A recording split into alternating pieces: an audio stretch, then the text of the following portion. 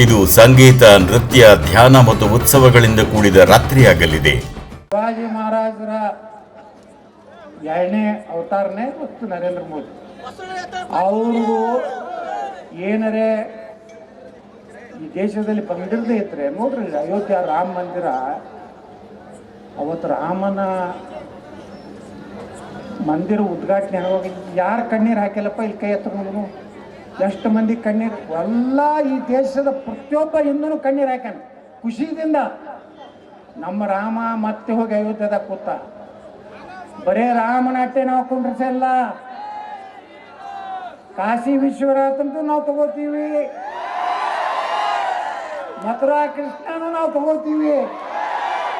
ಎಲ್ಲೆಲ್ಲಿ ಹಿಂದೂಗಳನ್ನು ದೇವಸ್ಥಾನ ಒಡೆದು ಮಸೀದಿ ಮಾಡಿರಲ್ಲ ಅವತ್ತನ್ನು ಎಲ್ಲಾನು ಮತ್ತೆ ಜೀರ್ಣೋದ್ಧಾರ ಮಾಡಿ ಭಾರತವನ್ನು ಹಿಂದೂ ರಾಷ್ಟ್ರ ಮಾಡುವವರೆಗೇನೆ ಪ್ರಧಾನಮಂತ್ರಿ ನರೇಂದ್ರ ಮೋದಿ ಇರ್ತಾರೆ. ಮುಂದೆ ಮೋದಿಯವರು ಬೇಕು, ಆದ್ರೆ ಮುಂದೆ ಬರೋರು ಭಾಳ ಡೇಂಜರ್ ಅದ. ಮೋದಿ ನಂತರ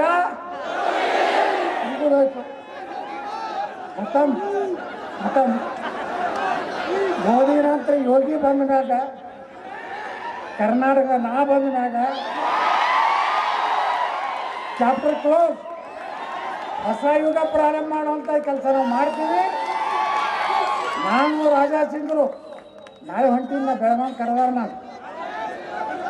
ನನಗೆ ಅಲ್ಲಿಂದ್ರು ಇಲ್ಲಿಂದ್ರ ತಮ್ಮ ಎಲ್ಲಿ ನಿಂದ್ರು तुम बागलकोट को सोचो, बेलगाम को सोचो, हम क्यों सोचेंगे सर?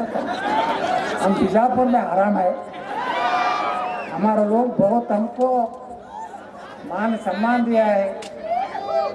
हमारा जो जिंदगी का ಇನ್ನು ಭಾಳ ದಿವಸ ಎಷ್ಟು ದಿವಸ ರಾಜಕೀಯ ಮಾಡೋರಿಗೆ 60 ಇನ್ನೊಂದು 10-15 ವರ್ಷಕ್ಕೆ ಹೊರಗಾಗ್ತಾರೆ ಮೋದಿ. ನಮ್ಮನ್ನ 75ಕ್ಕೆ ಕ್ಯಾನ್ಸಲ್, ನಮ್ಮ ಟಿಕೆಟೇ ಕೊಡೋದಿಲ್ಲ. ಏನಿದ್ದು ಬಿಜಾಪುರ್ನಾಗಿದ್ದು ರಾಜಕೀಯ ಜೀವನ ಕೊನೆ ಮಾಡೋದು. ನನಗೆ ಅಲ್ಲಿ ಬಾ, ಕೊಪ್ಪಳಕ್ಕೆ ಬಾ, ಗದಗ ಇದು ಸಾರಿ ಯಾವುದು ಬೆಳಗಾವಿಗೆ ಬಾ, ಎಲ್ಲಿಗೂ ಅಂದ್ರೂ ನನಗೆ ಹೆಸರು 2 ದಿವಸದಿಂದ ಅದೇ ತಿಳಿ ಕೆಟ್ಟದು. ನಾಳೆ ಅಲ್ಲಿಗೂ ಬರೋದಿಲ್ಲ, ನಾ ಬೆಳಗಾವಿಗೂ ಬರೋದಿಲ್ಲ, ಬಾಗಲಕೋಟೆಗೂ ಬರೋದಿಲ್ಲ, ನಾನು ಬಿಜಾಪುರನಾಗೇ ಇರ್ತೀನಿ. ಇನ್ನು 4 ವರ್ಷ MLA ಇರ್ತೀನಿ. ಅಷ್ಟರೊಳಗನೆ ಸರ್ಕಾರ ಬಿತ್ತಂದ್ರೆ ಮತ್ತೇನೋ ಹಾಗೇ ಆಗ್ತೀನಿ.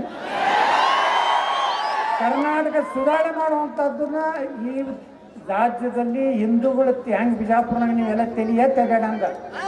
शिवाजी महाराज का जो गो रक्षा किया सर, ये बीजापुर में किया. इधर एक कौन सा शाहपुरा है ना, वो जो आपने बोला 12 वर्ष में वो इधर हो गए, उसका हाथ काट लिया. आदिल शाह का मिलने के लिए आए थे, उनका पिताजी राजी के साथ. ಬಿಜಾಪುರ ದೊಡ್ಡ ಇತಿಹಾಸ ಇದೆ. ಶಿವಾಜಿ ಮಹಾರಾಜರದ್ದು ಭಾಳ ಸಂಬಂಧ. ಈ ಮೂರ್ತಿ ಕೂಡಿಸ್ಬೇಕಾದ್ರೆ ಭಾಳ ಮಂದಿ ಹೇಳಿದ್ರು, ನಾ ಕೂಡಿಸಿ, ಯಾರು ಕೂಡಿಸಿರ್ಲಿಲ್ಲ. ನಾವೆಲ್ಲ ಮರಾಠ ಸಮಾಜದವರು ಎಲ್ಲರೂ ಕೂಡಿ ಶಿವಾಜಿ ಮಹಾರಾಜರ ಮೂರ್ತಿ ಕೂಡಿಸಿ लाल कृष्ण अडवाणी, सुषमा स्वराज, अनंत कुमार आए थे सर इसका उद्घाटन के लिए. वहाँ पूरा ये भी बहुत टाइट किया था. हमारा एक बहुत खड़क ऑफिसर था चरण रेड्डी SP बोल के, वो कांग्रेस गवर्नमेंट ने बहुत टाइट किया था. ये भी इधर पूरा कर्फ्यू लगाए थे. सिर्फ अडवाणी जी आके हमने उद्घाटन किया. बाद में बाबा साहब अम्बेडकर स्टेडियम में 2 लाख लोगों का एक बड़ा रैली किया था. ಈ ಶಿವಾಜಿ ಮಹಾರಾಜರು ಅಷ್ಟೇ ಕೂಡಿಸಿಲ್ಲ ನಾವು. ಅವರು ಮಹಾರಾಣಾ ಪ್ರತಾಪ್, ಅಹಿल्याबाई ಹೋಳ್ಕರ್, ಸರ್ದಾರ್ ವಲ್ಲಭಭಾಯಿ ಪಟೇಲ್, ನೇತಾಜಿ ಸುಭಾಷ್ ಚಂದ್ರ ಬೋಸ್, ಸ್ವಾತಂತ್ರ್ಯ ವೀರ ಸಾವರ್ಕರ್, ಎಲ್ಲ ರೋಡ್ಗಳಿಗೆ ದೇಶಭಕ್ತರ ಹೆಸರು ಇಟ್ಕೊಂಡು, ನಾನು ಹೆಸರು ಇಟ್ಕೊಂಡಿಲ್ಲ. ಇದು ಶಿವಾಜಿ ಮಹಾರಾಜರ ಮಾರ್ಗ ಐತಿ. ಶಂಭು ರಾಜ ಚೌಕ್ ಗೋದಾವರಿ ಬಲ್ಲಿ ಐತಿ.